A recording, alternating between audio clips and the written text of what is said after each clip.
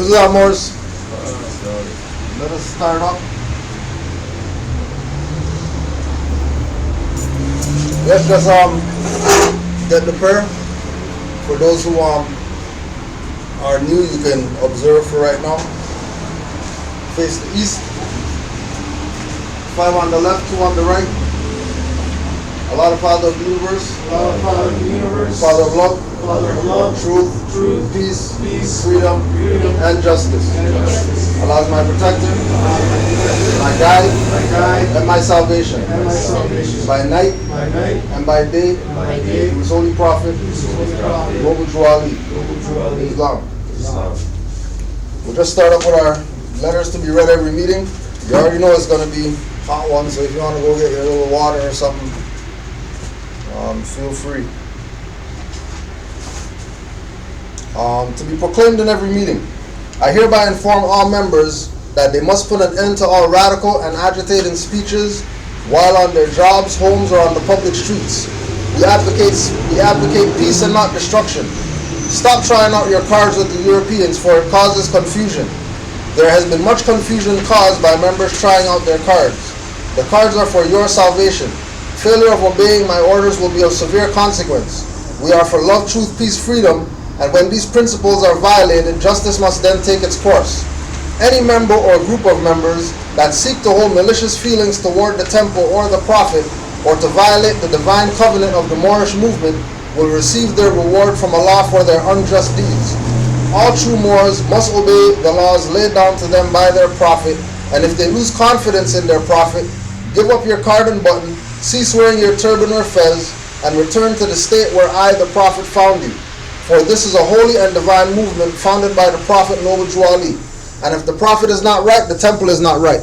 The prophet is sending out a divine plea to all true Moorish Americans that they may do their part in protecting their movement and the temple. This is an everlasting movement founded by the prophet through the will of Allah to redeem his people from their sinful ways. To be proclaimed in every meeting. Islam, I am glad to know that I have a few faithful Moors among you all, and I desire for them to know the truth and the divine truth. There is a host of jealousy about me and the movement now by the same people on our side of the nation that claim it was only a joke and unreal. But now, since they have found out from the government officials and the nations of the earth that this is the only sole foundation that all Asiatics must depend upon for their earthly salvation as American citizens, they are working every scheme they can to disqualify me so they themselves may take charge of the situation. I have notified all these things to you long ago in the past. It is still the faithful Moors that attribute to the movement and uplifting funds. The ones that paid their divine respect to me and the movement will be remembered. That is why I am calling upon all faithful Moors to increase their faithfulness to me, your prophet, and your divine Moorish movement. I need finance and I need it badly. Never before have I needed finance so badly as I do at present, so I can shove aside the discord that is facing the nation. It all comes through jealousy because of my fame and nobility. The nations of the world will not recognize the movement without I, the prophet, being head. It has been proven by my works which I have performed in the last few years. Islam. So we got to our final class in the series that we've been doing called Back to Basics. If you haven't seen any, you can go on Canaanland Wars on YouTube.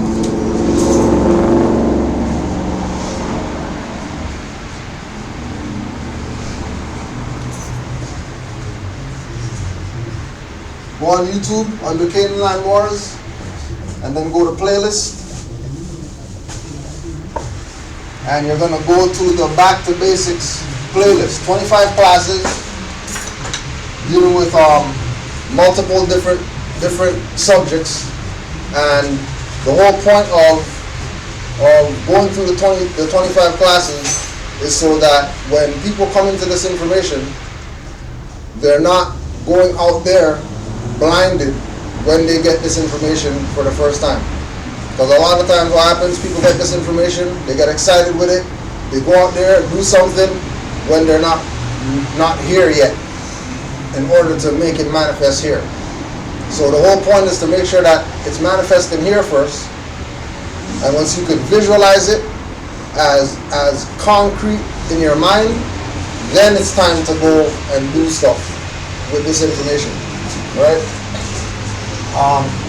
So today's class is basically going to be going over some testimonials. There were some questions that we got. There's a mad questions that we got emailed, so we're going to go check those out.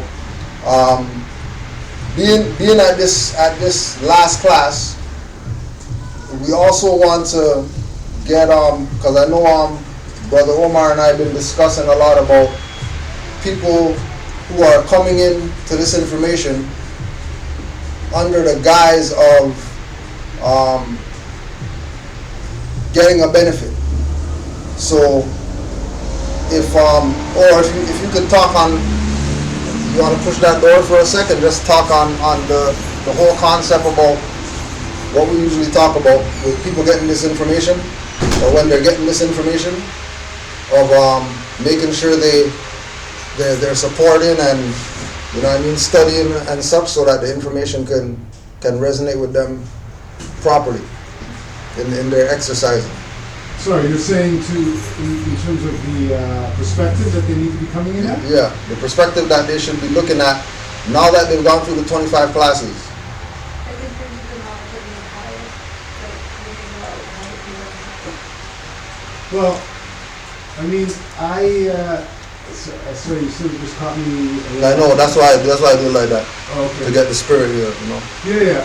Why are you thinking too much?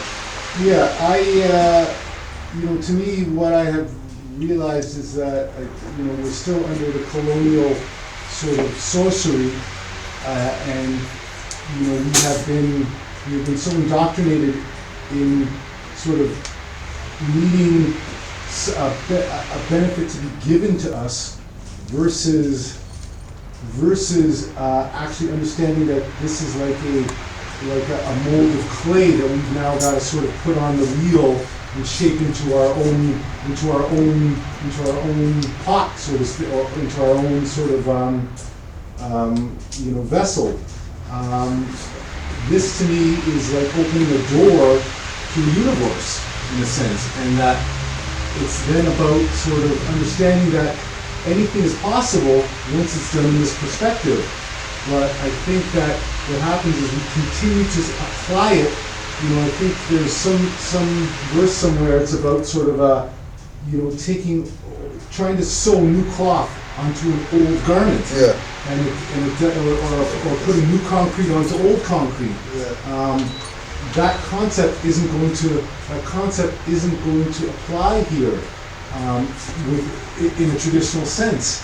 You've got to look at this as sort of, in my mind, in trying to sort of create a new paradigm. It's like coming back home, and the home is cluttered, and it's full of. There's more. And it's full of all kinds of stuff, and we've got to clear out. Yes, we've got to clear out the old stuff, and then start building new stuff. So the perspective to me is that really is about creating. It is really about creating the new cloth. We can't take this and then expect to go to the so-called colonizer and have them give us fiat. Yeah. Because everything, and now I'm starting to feel it, that I was talking with one of the master teachers down in the south that I use this analogy. The $20 bill doesn't create anything. You, as the energy behind it, create the value of the $20 bill, so to speak. So it's you and what you decide to do creates the wealth. Right. Not having a pocket full of money. Because the instant that they decide that money is useless, you've just got paper in your pocket. Yeah, you're just back to zero.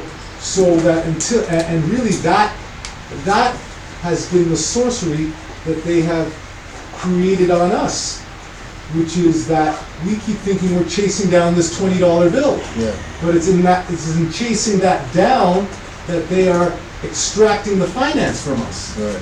That's where that is. So the concept is, you've got a nation that has been decimated by colonization. How are you going to come into this and start to uplift this?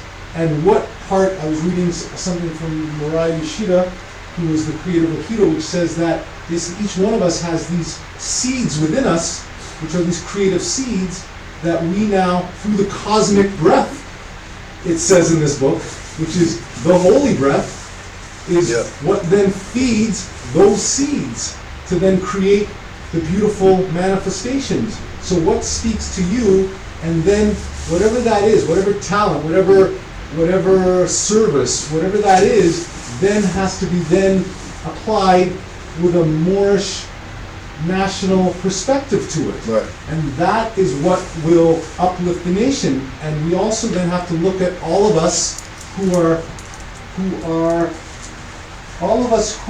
then what you would call being operative on that level. We have to then come together and continue to work together. And you and I can speak on these things in terms of when you went to the Buddhist temple. Yeah. And these things, and we have to start to create a lineage and a history that the preceding generations can then feed off of. It is really like we have come back home and we're now cleaning the house, building the house, fixing the house up, and we are hopefully going to be able to receive some of the benefits of that. But it really has to come from a perspective that for most of us who are of the older generations, the benefits, the full result of those benefits probably aren't going to be seen in our lifetime. In our lifetime. But if we till the soil, get the soil fertile and ready, then the generations behind us, the same way we right now, for most of us who have family, are looking to sort of have our offspring sort of reap the benefits, we have to look at this from a national perspective of that. Yeah. And the fact that it's the younger generations who are going to benefit from the work that we do. Right. And I don't know if that answers or if there's more to it. But that is, and unfortunately what I've sensed is that the colonizer who has sort of produced everything, if you're in trouble, you go to welfare, if you need housing, you go to community housing. Unfortunately, he has really deadened all of those natural, innate, cosmic, God, Allah skills and powers that we have, and we've really signed them over, and we really sort of left ourselves waiting for said master to tell us which way to apply those gifts. And 90% of us aren't ever in the fields that really speak to us, and we're out there sort of like zombies, just collecting a so-called check at the end of the week to then have a day or two off to then get back on the hamster wheel again. Right? So until we can, and most of us understand that probably, and I was talking to our Moorish brother right here, most of us, if we have that perspective that somehow we're going to activate something that tomorrow we're going to walk someone and someone's going to give us a mansion and a conveyance, that's not what this is about. And so we've got to look at we've got to come to it in the right perspective, and then everything is going to start to manifest. Right, and speaking on